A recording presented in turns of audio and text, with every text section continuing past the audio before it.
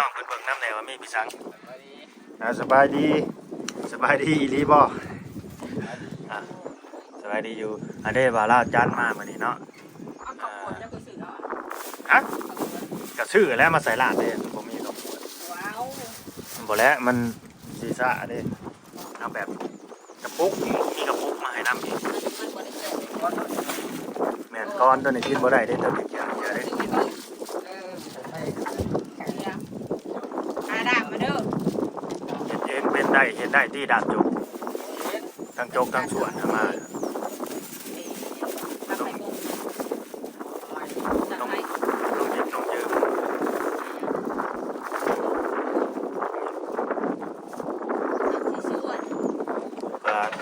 ก็หิวน้ำเองบางนี่เด้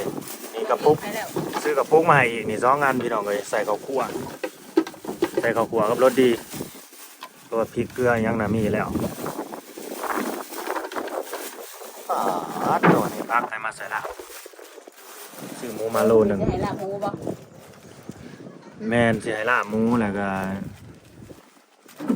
เฮ็ดเนื้อแดดน้ำลาบกินเที่ยงครึ่งนึงว้ายเที่ยงเลยเนาะมันสิเที่ยงเขาว่าข้าวเช้ายังไม่ได้กินชีวิตเที่ยวก็กินข้าวเที่ยงเลยเนาะข้าวเช้าก็บ่ต้องกินแม่ก็บ่เปลืองอีกประหยัดให้หมดเวลาเฮาไปเที่ยวอยู่ไทยกรุงเทพถ้าวันหยุดนี่บ่ได้กินได้ข้าวเช้านี่ก็กินข้าวเที่ยงตื่น11 โมงเพราะว่าประหยัดงบในโตอีกอดเอาหั่นแหละกินข้าวมื้อละ2 คาบอยู่กรุงเทพลาเป็นที่ลาหมูมาครับสายฝนนี่มันนี่ฝนตกพี่น้องเอ้ยมันฟ้าเหมือนฝนนะนอกข้างล่างสบายดีสวัสดีสีดีเปิดสมองสปอร์ตพี่น้องยินดีต้อนรับสู่ช่องYouTubeลาวว่าเก่าคือเดิมพี่น้องเนาะเดิมตอนนี้ก็อยู่ที่น้องมันจะพี่น้องเ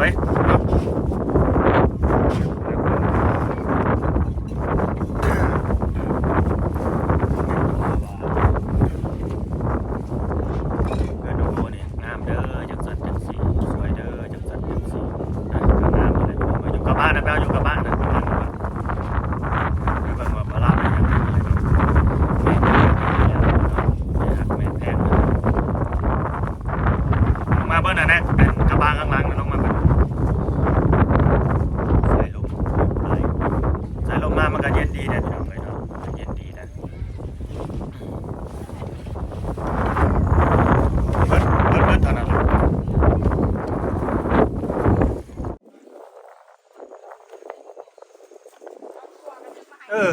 นี่เอาลงมานี่มาตั้งนี่โอ้ขาข้างหน้ามาให้บ่เคยลาไปเตะเดี๋ยวสิบอกแต่ว่าซับอันนี้เว้าแล้วก็เว้าเนาะคือว่ามังนาวเขายังมีเลยเนาะอยู่เพื่อนแม่นางน้องแม่นบ่ยังสิกล้าไปเอาบ่ไปเอาเด้อเพิ่นเอาสิลาไปเอามังนาวมาใส่จริงๆมังนาวน่ะบ่ต้องเอาเข้าตู้ก็ได้บ่แล้วอย่ามันเหี่ยวได้มันบ่เข้ามันสิเหี่ยว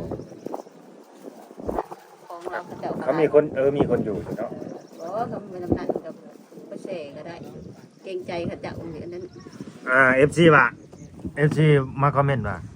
บ่าวลาวให้สาวนางมาถ่ายคลิปน้องโอหน่อยนะจังซั่นเขาบ่ได้ว่าพี่จังได๋ล่ะพี่บ่ได้ห้ามบ่ได้ห้ามบ่ได้ถือสาได้บ่ได้ไปซีเรียสนำได้เรื่อง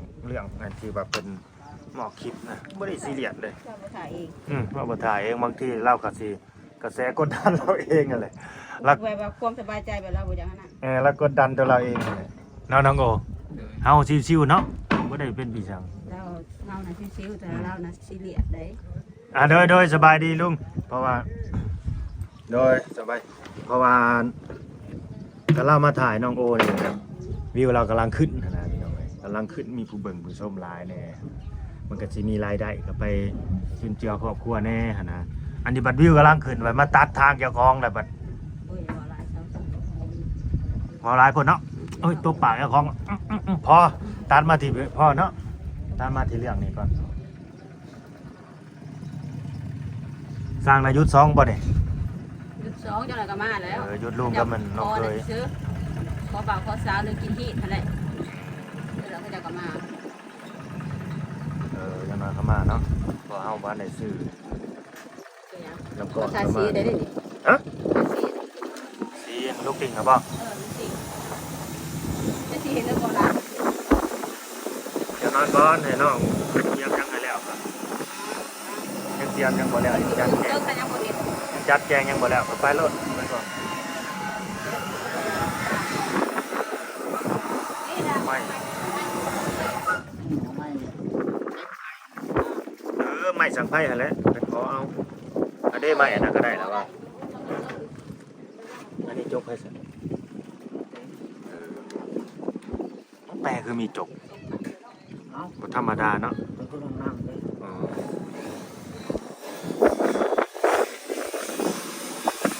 ไม่48นี่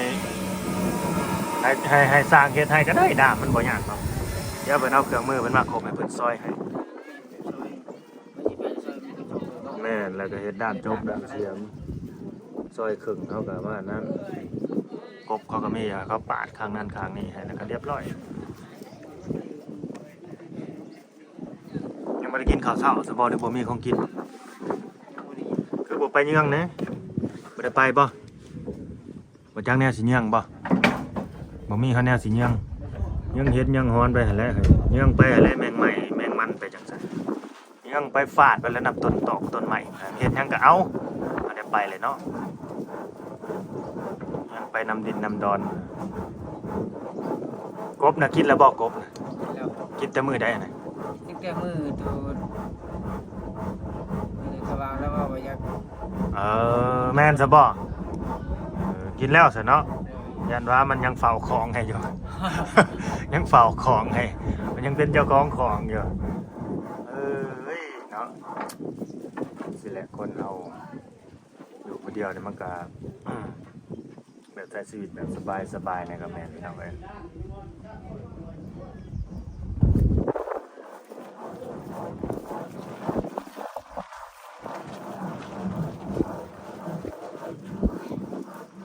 มันมีน้ำก่อนติ ยัง บาร่าก็ไม่ได้ซื้อนะว่าซื้อเต็มร้อยมาให้สร้างพี่น้องเอ้ยเพราะว่าสร้างนี่สิเป็นน้ำจิตน้ำใจเฮาซื่อๆดอกเวลาซื้อน้ำซื้อในมาให้อันนี้เป็นน้ำใจซื่อๆเด้อเนาะมันก็ต้องมีน้ำใจเพื่อแผ่ซึ่งกันและกันนั่นแหละคนเฮาก็ได้เป็นน้ำใจบ่แม่นว่ามีงบได้ซื้อน้ำซื้อในนี่บ่น้ำใจอันนี้งบเจ้าของเองนี่แหละจกเงินเจ้าของเองนี่แหละคันว่ามีผู้รักผู้ใหญ่เพิ่นสงสารเห็นความดีเขาจังช่วยเหลือซัพพอร์ตก็ยินดีเด้อพี่น้องเอ้ยเนาะสิว่างบซื้อน้ำซื้อในหรือว่าของอยู่ของกินก็ได้สิมาเสริมมาแจมกันแต่ละมื้อแต่ละวันก็ยินดีคือกันมันสิได้สามัคคีสมัครสมานกันเนี่ยนะอันนี้เฮาเวลากินก็ไปกินไผกินมันนั่นแหละเพราะว่าเฮาตกลงกันไว้แบบนั้นเฮาแบบว่าจ้างขาดโตนะบ่ได้มายุ่งยากนำเรื่องแต่ว่าเรื่องน้ำนี่มันก็กินน้ำกันนั่นแหละน้ำก็หามาสู่เป็นกินน้ำทั้งซื่อๆนี่พอได้กินอยู่ดอกก็ว่าน้ามาหลอกมาโลมแม่นบอกแอมร้อยก็แล้วแต่โอกาสถ้ามีก็ซื้อถ้าบ่มีแล้วก็บ่ซื้อคือบ่าลาวนี่แหละมันมีก็ได้ซื้อกินกันบ่มีก็อดนี่แหละสิแบบนั้นคือบ่เห็นสบายดี FC ก็แน่ย่างผ่านกล้องเสยอยู่ สบายดี มาสบายดีหลังไม้ได้ได้อีก มาไว้ได้สนะ โอ้ยบ่าวจอยนี่ก็ดี สบายดีเด้อ สบายไปดีมาจัง สบายดีสบายดี บ่าวจอยฮะกับมาเนาะกับพาคู่เพิ่นมากับพาคู่บ่ว่าจอยได้ยังมากินมื้อนี้บ่าวจอยข่อยมาซื่อๆว่าซั่น ซื้อยังไอ้น้ำโมยิน เด้เต็มอยู่นี่จักชีดบ่จักชีดหมูบ่จักไปซัง น้ำเลยเด้อ อ้าวข่อยกินน้ำเลยพุ่นแล้วถามน้องโอพุ่นแล้ว เด้อน้องโอ กินแล้ว คือว่าใจกินก็กินแน่ เพราะคือบ่เต็มใจแต่ว่า ว่าคือมาเต็มใจ นะครับเขาคือไปขุดดินได้ดินเขาอ่ะ จังเลย หรือมันเป็นโพดบ่เนี่ยสง สัยเขาที่ซื้อต่อไว้อยู่นี่เนาะแล้วมี FC ว่าอยากซื้อดินต่อให้กันยินดีเด้อพี่น้องแต่ว่าคือแม่เพิ่นเว้าหั่นแหละเด้ออันนี้เฮาได้โจกได้ส่วนมันเลยดินนี่เพิ่นให้คนมาพี่นำคนมากองมาพี่ไปยืมรถพอใหญ่บ้านเด้อเรามีรถเข็นเด้อหรือเราสิไปยืมมันก็ได้เอาแบบคนเคยทางใดเฮาก็ไปยืมทางนั้นก็ได้ตื่นจังโมงมื้อเช้าเนี่ยฮะ บ่ได้เบิ่ง นาฬิกาปลุกอยู่บ่แต่ละมื้อนาฬิกาปลุกเนาะ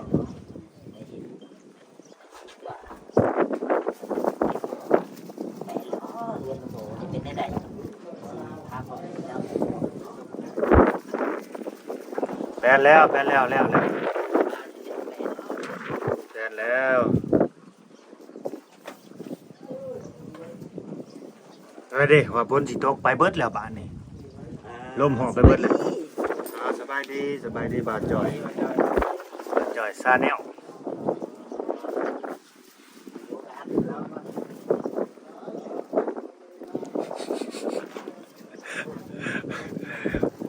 เซ็ตน้องโอบัดนี้บาดจอยอ่ะ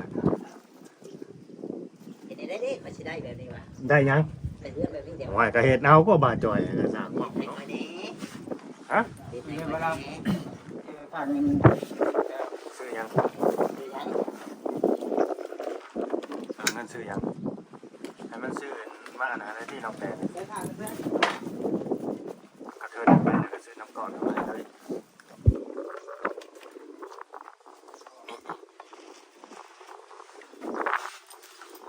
ซื้อน้ำก่อนมาสู่สางกินเนี่ยจะน่าสางว่าผมมีน้ำก่อนน้ำแกงน้องแต่เอ้ย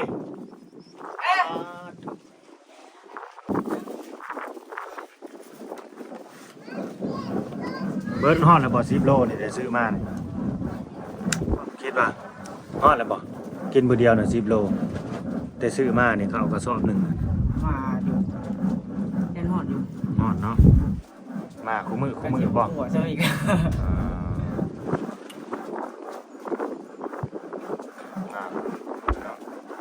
ผ่านก็ยังมีอยู่ที่ถ้าผ่านเบิร์ดก็ทานเบิร์ดก็สิน่าซื้อทานเข้ามาให้อีก ยังอยู่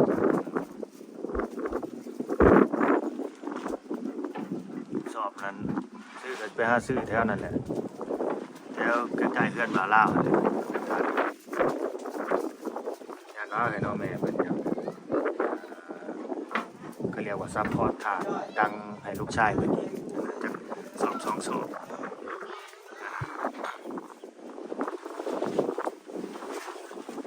ไม่นี่ก็เสียงมันหลายอยู่มันให้โตเฮ็ดต่างว่างถ้วยว่างชามอยู่ถ้าท่าเบิ่งแล้วบ่าวลาวก็ยังสิอาสาเฮ็ดให้อยู่จะอาสาเฮ็ดให้อยู่ได้เรื่องนั้นตอกตานี่เนาะอย่างหลายเด้แปะหน้าก็สิให้อันนี้ก็สิให้สร้างเลือกเพิ่นไปใส่ตัวช่องให้เบิดมันจังบ่เปลืองไม้เฮาเดี๋ยวนี้ไปใส่ช่องโตนั่นแหละช่องมันช่องลมอยู่เทิงน่ะช่องโมเดิร์นนั่นแหละไปเอาไว้ลบตัวเทิงน่ะที่ว่ามันสิได้ใส่แป้นไว้4 แผ่นผู้ตัวนั้นให้สร้างเอาตัวนี้ขึ้นไปตัดใส่ต่อใส่เลยเพราะว่ามันอยู่เทิงผู้บ่มีไปเห็นดอกเนาะมันเป็นลบอยู่เทิงผู้ซื่อบ่จำเป็นสิเอาแป้นเป็นแผ่นแล้วไปใส่เอาพวกไปใส่แล้วจังบ่เปลืองประหยัดไม้เข้าไปอีก อันนี้ในความคิดของบ่าวลาวเด้อยังบ่ได้ถามแม่บ่ได้ย่านว่าแม่เพิ่นน่ะโอ้ย คือสิบ่มีปัญหาดอก มันอยู่เทิงเด้เฮาบ่ต้องไปโชว์กับผู้ใดไปเข้าก็บ่เห็นอีกบ่เห็นเด้อครับผู้ไปยืนผู้อยู่ตอนก่อไปบ้านผู้จักสิเห็นเหมือนเดี๋ยวมาเด้ต้องไปยืนระดับนั้นจักสิเห็นแต่มันบังนะพี่น้องเอ้ยในความคิดของเฮาดอกแปลว่าไม่ที่ว่ามันอันนี้ก็ต้องเป็นไปใส่เสียหายหลายแต่ว่าแป้นเขาบ่อยากจะมาไว้ มาเทพื้นไว้หรือไม่คู่ผ้าไม่แบบอะไรแบบเทคาน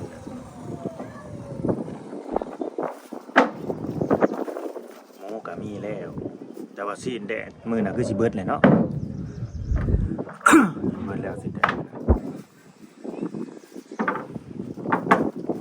จักสิกินยังแต่ละมื้อก็ได้ไม่นำของอยู่ของกินเฮาก็บ่มีเวลาไปหาทางบ่าวลาวก็มีแต่ฝากท้องไว้แต่น้ำตลาดเพิ่นหาเข้าตลาดก็ซื้อซีนหมูโอ้จักสิว่าแนวของอยู่ของกินก็ได้ จะมือไปไว้สิพาไป ไปทางใดน้อง ไปทางหน้าดูเลย ไปหาหยัง แรกๆไปงานไปเลย กลางคืนบ่ อันนี้เนี่ยเอาไม่ได้ไม่ได้ เขาไปหาหนูได้อยู่นั่นน่ะเขาไปหาหนูบ่ได้ขาดได้พวกไปดักหนูน่ะมื้อนั้นก็2คนมื้อบ่ลาออกไปมื้ออย่างตามคนกันน้องแน่งน้องแน่งเขาบ่มีปืนไหนเขามีปืนแก็บได้หรือเขามีพาแหละภาษาบางคนเขาเอิ้นเฮมว่าซั่นลูกชายนอนอยู่แถวนั้นแหละพวกนั้นก็สินอนชุบอยู่แถวนั้นแหละมันมีดอนเดียวในบ้านเดียวดอนเดียวหนูมันมีดอนเดียวนี่หากได้บรรยากาศเนี่ยเลยท่านออกไปนอนนอนแบบถ้าอยู่หากินนอนแล้วก็ได้มาแล้วก็ย่างกินปิ้งกินเนาะมีน้ำเย็นๆกินอยู่ครับโอ้ยเบิดคืนพี่น้องเลย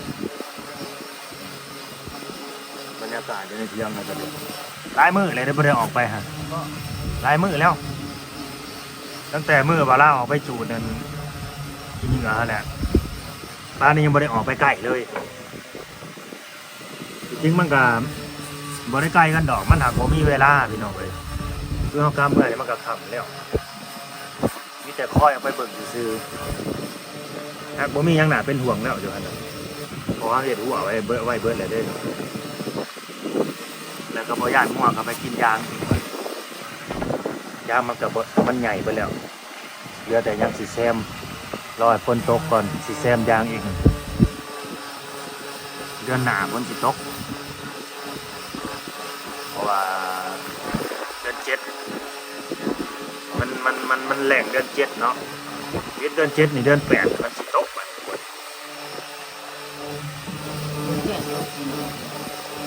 แม่นเดือน8ลาวเด้เดือน8ลาวฝนสิตกตอนนี้ยังเป็นเดือน7ลาวแต่ว่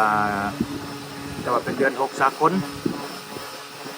วันที่5เดือน6สากลเดือนมิถุนาแต่ถ้าเดือนลาวเฮาเดือนพ่อเดือนแม่เดือนปู่เดือนย่าเนี่ยเดือน7มื้อนี้เดือน7แฮมจะค่ำพุ่น3-4ค่ำใกล้สิดับแล้วนี่แต่ตอนเที่ยงนี่สร้างก็ถือเขามากินอยู่บ่นี่ท่านเขาถือมาเขาก็ลาบหมูนี่เพื่อสร้างน้ำเขาทำมากินกันบ่แม่นน่าสิกินคู่มื้อเนาะ2-3 มื้อกินเทื่อนึงแบบถ้ามีเฮาก็แบบว่าซุ่มแซวกันนะอย่างเฮาบ่มีแล้วก็หากินไปกินมันมันเป็นแบบนี้พี่น้องเนาะจะน่ารักคู่แล้วก็ไม่ได้มีของกินบ่ได้ย่อข้าวสากบ่จังซั่นบ่คือคนอื่นได้พี่น้องเอ้ยเนาะเพราะว่าน้องโอนี่บ่มีข้าวมีน้ำบ่ได้ไหนนะเป็นคนทุกข์ยากและเฮาบ่มีตรงนี้ว่าสิมาย่อข้าวย่อน้ำสร้างบ่มีตรงนี้แล้วก็บ่มีผู้หลักผู้ใหญ่ซัพพอร์ตเรื่องความอยู่ความกินของน้ำสัตว์ป่านะถ้าว่ามี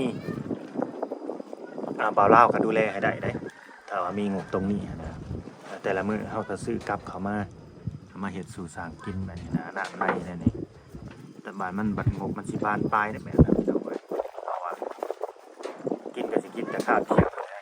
น้ำในนี่นะมื้อละ1,000บ่ได้พี่น้องเอ้ยมื้อละ1,000 บาทบ่ได้จังซี่เนาะน้องโอมันหลายคนแล้วก็น้ำในอีกนะนี่แหละตรงนี้แหละถ้าเกิดว่าผู้ใหญ่เพิ่นแบบกระเป๋าหนักขนาดเพิ่นบ่แค่ดอกซำนั้นนะเนาะเพิ่นไล่ให้เลยเอ้าเดือนหนึ่ง3-4 มื้อไปเลย 30,000 ค่ากินสร้างนี่ให้บ่าวลาวจัดการเรื่องน้ำเรื่องในความอยู่ความกินได้พี่น้องได้แต่ แต่ว่าสร้างมาเฮ็ดเฮือนนี่ก็บ่แม่นเป็นทิศ2ทิศแล้วบ่นี่ ทั่วแล้ว เนาะ10กว่ามื้ออะไรเบิดเลยแหละตายโตมื้อละพันมื้อละพันมื้อ500บ่พอเด้อไปซื้ออีหยังมื้อ500ก็น้ำ3ปลา เพลงเนาะ ก็กินกันหลายคนบัดคือสมุนหมู่คู่มาในนี่นะมันก็ต้องกินน้ำกันนั่นแหละแบบทีมงาน YouTube ก็มาในนี่นะมันก็ต้องได้กินน้ำกันนะมันก็ซื้อน้ำซื้อในเนี่ยมันก็ งบมันก็สิเพิ่มออกไปแบบนั้นแหละอันนี้ว่าเพื่อนว่ามีงบเด้อเนาะคันบ่มีแล้วก็แล้วไปคันผู้ใหญ่เพิ่นแบบว่าใจสปอร์ตนะเงินทางเบิ่นหลายนี่โหบ่ลาวก็จัดให้ได้คือกันครับบ่มีปัญหาอย่าเว้นบ่มีงบแล้วก็ยอมคือกันนั่นนี่แหละนี่เพิ่นจะได้กินคืออันนี้ก็แม่เพิ่นนี่ฝากเงินมาซื้อหมูอันนี้ก็มื้อนี้ก็ให้ลาบไปหาสิซับหม่นๆเนาะก็ได้